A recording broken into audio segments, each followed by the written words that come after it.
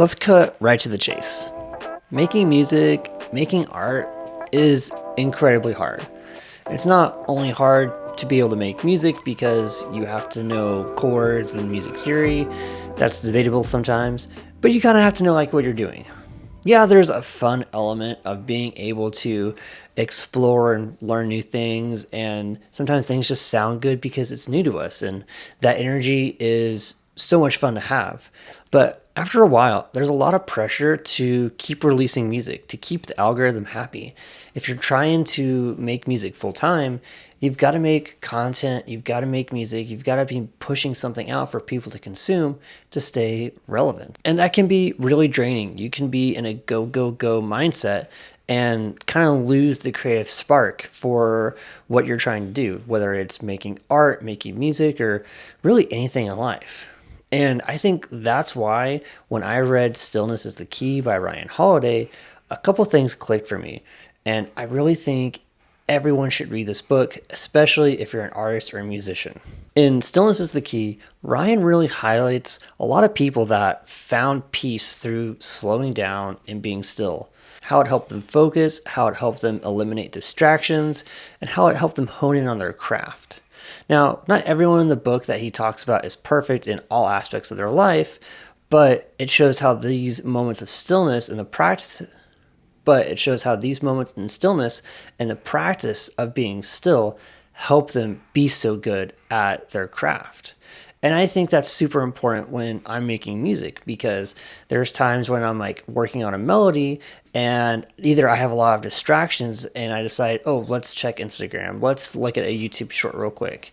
And in my mind, I'm thinking, I'm doing this to kind of clear my head, to refresh my thoughts and be able to come back and approach music with a different perspective after kind of doom scrolling for 5 to 10 minutes.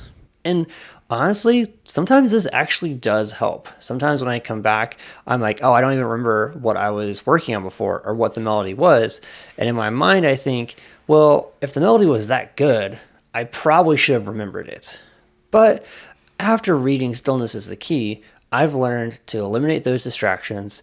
And if I can't really think about what needs to be played next, take a moment, sit in the silence, listen to the chord progression one more time, and then a melody sometimes just appears. Or my brain starts to think, you know what, maybe this isn't the right time to work on the melody. Maybe we need to shift our focus to working on the drums or the next portion of the song, the next chord progression, or the bass, or just other elements in general. So taking that moment of just pausing and reflecting in that moment while I'm working on music has gone a long way for me in the last 2-3 weeks that I've read this book. Now, that's not the only aspect where I think being still is going to help us as musicians. Because like I said, sometimes we're at the mercy of the algorithm for pushing content out. We feel like we have to do this to get people's eyes, to get people's attention, to be able to stay relevant. That's part of the reason why I'm even making this video today, because I haven't posted anything in a couple days, and I was like, gosh, I've got to think of something that I can post. And I realized this is actually the perfect thing to post, because it's so key to what I'm working on going forward that I've got to share it with other people. But the idea of being still, not just while we're making music, but in a larger aspect of our life, is going to help us eliminate these distractions and really help us hone in on our focus. Like I said, we're such at the mercy of the algorithm at times that sometimes we just make content to make content and not really caring if it's good content or if it's content sometimes that we even like. And that stress and that anxiety can really catch up to us and make us think, oh, I have to do this. I have to do this. What's a good audio that I can find on TikTok or Instagram to make a short or a reel or something? What's an idea I can use to post today? What's a prompt I can use to make a beat today? It's a lot of stress. But being in those moments of stillness has really helped me focus on what I want to make and how I can make that. And for me, those moments of stillness are getting up early, taking a 15 to 20 minute walk, sometimes with audio, sometimes with no audio, just enjoying being outside when it's still cool. No one else has really woken up yet, and being able to reflect on what I want to do with the day. And at the end of the day, it's oddly just taking 15, 20 minutes, enjoying a good, nice long shower, and then reading for a little bit, and then just reflecting on the day. One of the key things that Ryan mentions in Stillness is the Key, and the overall ideas of Stoicism, is to have a journal. Because when you reflect on your journal and your thoughts of the day, you can kind of weed out those things that are not working for you and the things that are.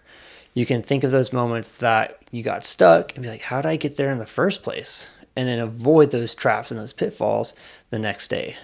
So at the end of the day, I think it's actually really helpful just to take 15, 20 minutes and think, what did I do today? Did I enjoy doing those things? Did I get everything done that I wanted to do? Why did it take me 2 hours to get one thing done when it probably could have took 30 minutes? What was distracting me while I was doing that task? What was going on? Why wasn't I focused? And through journaling, I think we can really find opportunities to where we can be more still throughout the day. I know this isn't necessarily something that we're able to do all the time, but one of the things that Ryan talks about in the book that really I've decided to embrace is the idea of taking a nap or taking a break.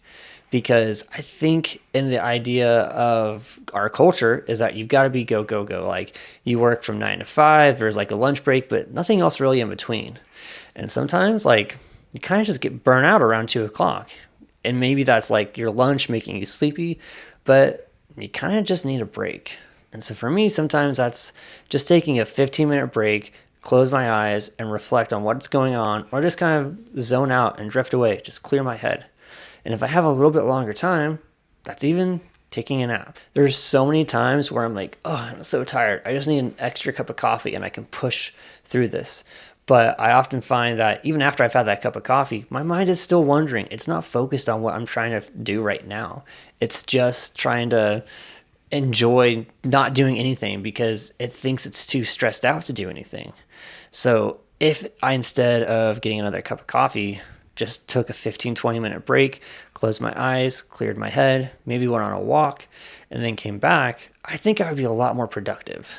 And I know that doesn't sound very productive. It sounds very counterproductive to what we're trying to do when we're trying to be a freelance or full-time artist, because we've got to make a lot of content. We've got to do everything we can every single day to make this our full-time job. But if we push ourselves to the brink, we're going to lose our creative energy. We're going to lose that spark. Some of those creative ideas that need to sit with us for a while aren't going to be able to sit with us because we're just go, go, go. But instead, if we take a couple minutes, clear our head, refocus, we're going to be able to make some pretty good decisions and discover some new things maybe we haven't learned before because we're willing to try new things because we decided to think, what if I do this? Instead of just hurling down a path that we think is right because we're so pressured on deadlines. I'd rather make a choice that seems unorthodox but pays off because I had the clarity of mind to decide it than to say, I'm just going to keep doing what I've been doing before, keep doing what everyone else is doing because I think that works, and not take a moment to look at all the possibilities. And that's often what I think I do when I just have too much caffeine. So the Stillness is the Key has so many great lessons into why it's important to just take a minute and pause. And I think it's so important that in the society that we're in now, that we value those moments of stillness. There's so many more lessons in the book that Ryan touches that I would definitely recommend you check the book out.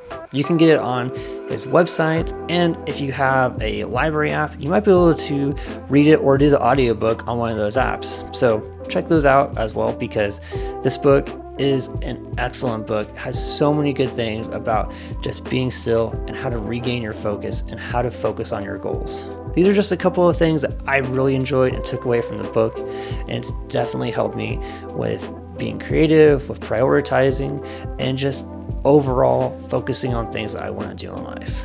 So check out Stillness is the Key by Ryan Holiday, and if you've read it, what are your biggest takeaways? How is it affecting you in your life? Let me know your thoughts in the comments below, and don't forget to like and subscribe. Peace.